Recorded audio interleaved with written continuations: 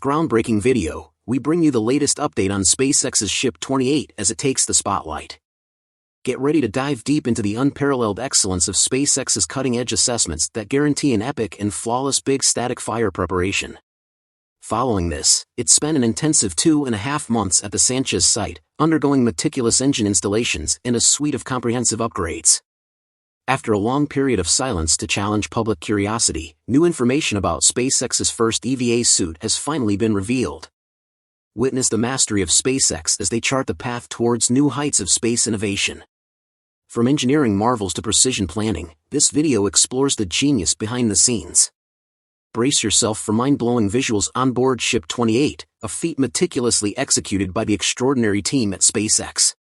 Tune in now to catch all the out-of-this-world excitement. Discuss everything about this in today's episode. Hello everyone, welcome back to another episode of my channel. As the holiday season draws near, a festive atmosphere envelopes Starbase with the arrival of the SpaceX Santa Claus, orchestrating a special delivery on December 14 of 2023. Ship 28 gracefully journeyed to suborbital Pad B, adorned with the spirit of Christmas, a whimsical parade featuring snowmen and a proudly adorned Christmas tree aboard. With its engines primed for testing, Ship 28 emerges as a potential Yuletide marvel, hinting at a gift-worthy surprise come Christmas Eve. The prototype's journey has been punctuated by rigorous trials, including 2 crowd-proof valuations at Massey's test site. Following this, it spent an intensive 2.5 months at the Sanchez site, undergoing meticulous engine installations and a suite of comprehensive upgrades. As anticipation mounts, Ship 28 is slated for a streamlined testing regimen, a symphony of assessments. The roadmap includes crucial stages such as cryogenic testing, paving the way for a pivotal 6-engine spin priming. This crescendo culminates in a monumental 6-engine static fire, marking its preparedness for the final stacking phase. Amidst the festive aura, this prototype's journey promises an unveiling, brimming with celestial wonder and technological prowess.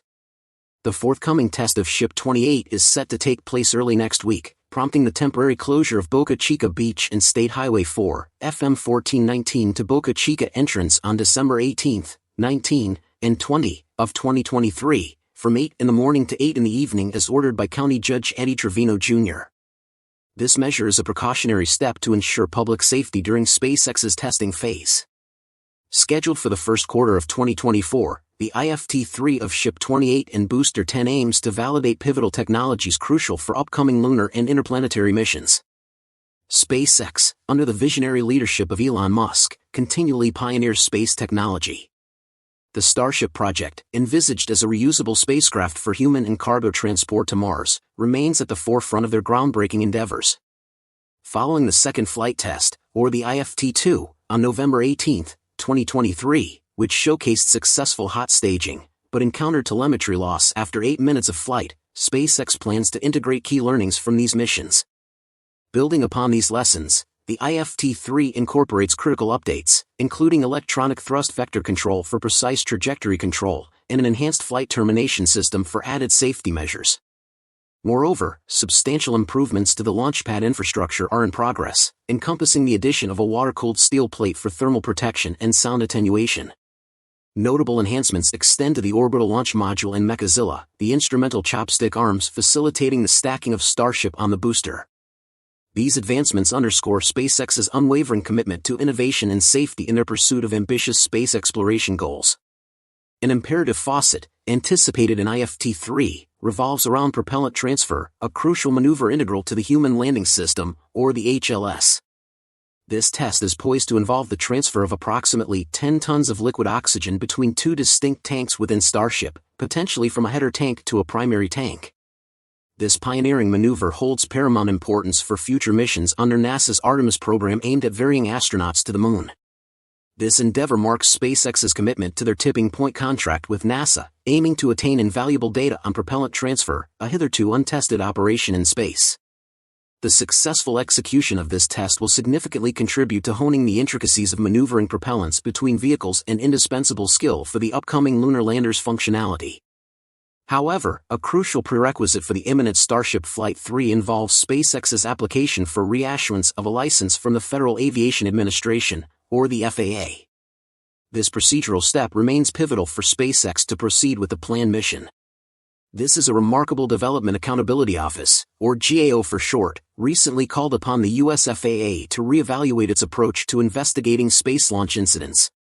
The GAO's report, analyzing data from 2000 to mid-January of 2023, highlighted that 50 out of 433 commercial space launches during this period experienced mishaps, including catastrophic explosions and other failures.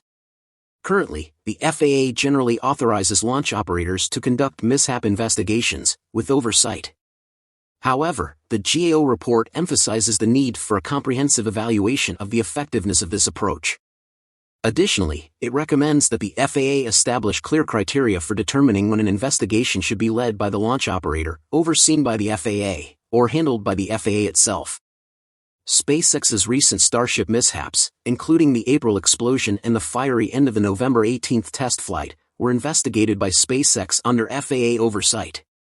The resulting reports outline corrective actions required before subsequent test flights could be licensed. However, the GAO's recommendations aim to prompt more thorough assessments and define better investigative standards. The FAA, citing resource constraints due to the specialized nature of space vehicles, has relied on operator-led inquiries. The GAO suggests that this approach, while beneficial in expediency, may lack thoroughness. The Department of Transportation, the FAA's parent agency, concurred with the GAO's recommendations, committing to a detailed response within 180 days of the report's release. But the FAA adopt these suggestions, it may herald a significant change in the review process for Starship mishaps. Currently, the agency's pace tends to lag behind SpaceX's investigations. Here's hoping the FAA can enhance its oversight to better navigate such incidents in the future. And now for something completely different. Up next, SpaceX their goal to establish a city of 1 million on Mars by 2050. For them, space is spent for all, not only astronauts. However, before immersing yourself in that wonderful future vision, keep in mind that Mars is always a destination for death. Indeed, the atmosphere of Mars contains mostly carbon dioxide. And obviously, none of you can live by breathing carbon dioxide instead of oxygen. If an organism could photosynthesize using this gas, it would likely still be destroyed by the extremely high natural radiation level on Mars, up to 24 to 30 radiation per year, or 40 to 50 times the average on Earth. So, how will Elon Musk solve this problem for his crazy goal? Well, there is a truth that he has developed a specialized type of spacesuit, specifically an EVA, to help ordinary people like us breathe and live on Mars. Of course, it would not look like this.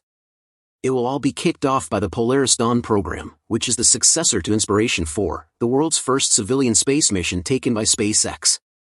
After a long period of silence to challenge public curiosity, new information about SpaceX's first EVA suit has finally been revealed. In September 2021, SpaceX set a record as the first space company to successfully conduct the world's first all-civilian mission to space, called Inspiration 4. This success opened a new chapter for space tourism, which SpaceX has been chasing, and also inspired Inspiration 4's sponsor, billionaire Jared Isaacman, to aim at the final frontier of space with Polaris Dawn. His next SpaceX flight, Polaris Dawn, is going to push the SpaceX Dragon capsule with its System and Falcon 9 rocket to the absolute limit of the goal. This is to reach the highest Earth orbit ever flown, reaching out to the Van Allen radiation belt that exists on the border of Earth's magnetic field at an altitude of 700 kilometers above sea level. The first flight of the Polaris program of private astronaut missions is now scheduled for no earlier than next April, a delay of nearly a year and a half from its original plan. According to Jared Isaacman's tweet on December 10, the reason for the postponement is very simple. Both he and SpaceX need more time to perfect their super-complex EVA spacesuits and the other technical challenges. Conducting a spacewalk is one of the major goals of Polaris Dawn, requiring both the development of an extravehicular activity EVA suit, as well as modifications to the Crew Dragon, which lacks an airlock. Similar to the spacecraft, the designers also met challenges in developing the spacesuit. Currently, SpaceX is only producing flight suits inside the Dragon capsule called intravehicular activity, IVA suits that cannot be used for spacewalks. This mission, as far as I know, is the first time the company has officially developed another type of suit, the EVA. Jared indicated that there was a big difference between the pressure suits worn by Crew Dragon astronauts and an EVA suit engineered from the start to be exposed to the vacuum outside the spaceship. That includes suit changes for mobility, life support redundancy, sun glare, and some resiliency to MMOD or micrometeoroid and orbital debris. You can imagine it looks like effectively miniature human-shaped spacecraft, thus EVA suits are extremely expensive.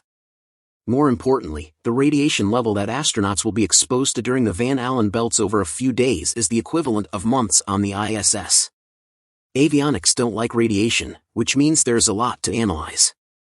And sim to get right, he said. This turned out to be a good opportunity for SpaceX to begin researching, developing, and testing its technology to adapt to environments with high radiation concentrations, paving the way for future colonization of Mars. You know, practice makes perfect. By far both the image and details about the suit remain a mystery and there is no idea when the suit will surface. Thus, this further arouses the curiosity of SpaceX fans. However, Jared highlighted that it would be unveiled in advance of the mission, and SpaceX engineers are doing an outstanding job tackling big problems very quickly. So, take your time.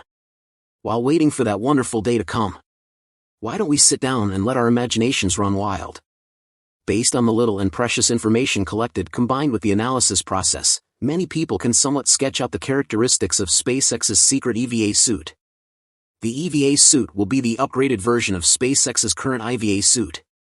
While EVA plays an important role in the Dragon capsule's mission, IVA is expected to go further, such as being used on missions to places as far away as Mars.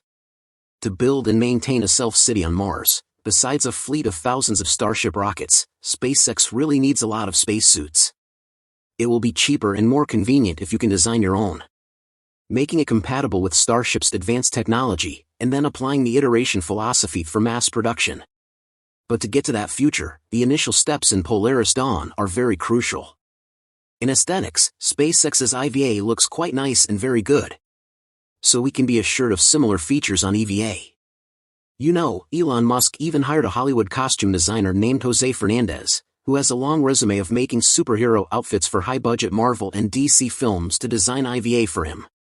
In terms of convenience and comfort, maybe many have been raising the hope that SpaceX can make a big breakthrough for their EVA suit, given that making them lighter and much more comfortable than the traditional ones, No-See's pumpkin outfit, for example.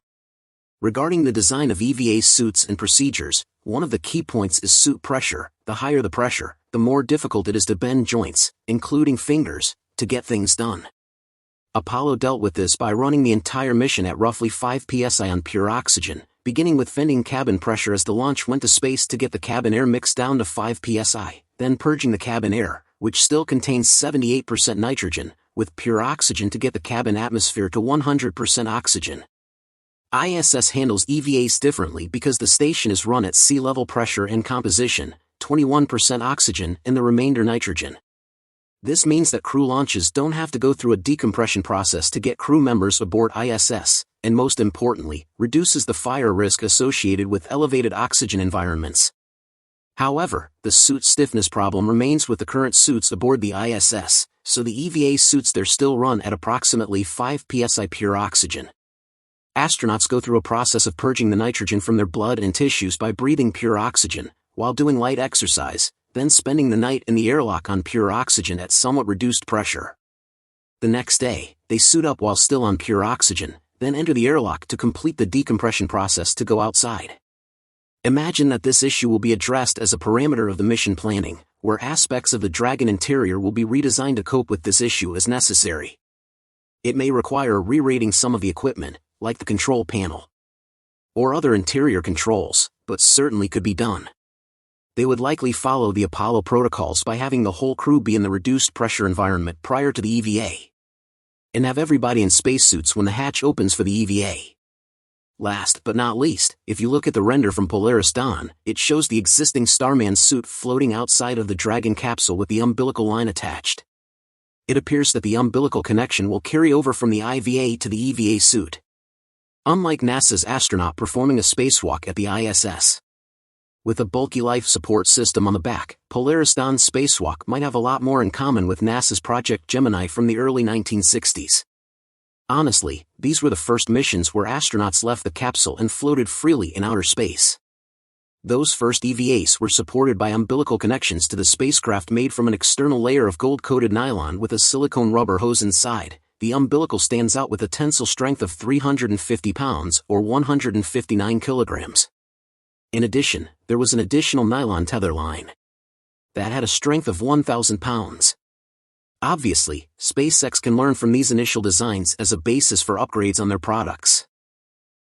And that's about it for today's episode. Thank you so much for tuning in, and that's all for today's update. If you enjoyed watching and found it useful, please make sure to subscribe to my channel and hit the like button. And if you want to support our channel and if you want to be up to date, you can become an exclusive member, so click on our perks through the link in the description below. Thanks to watching and see you next time.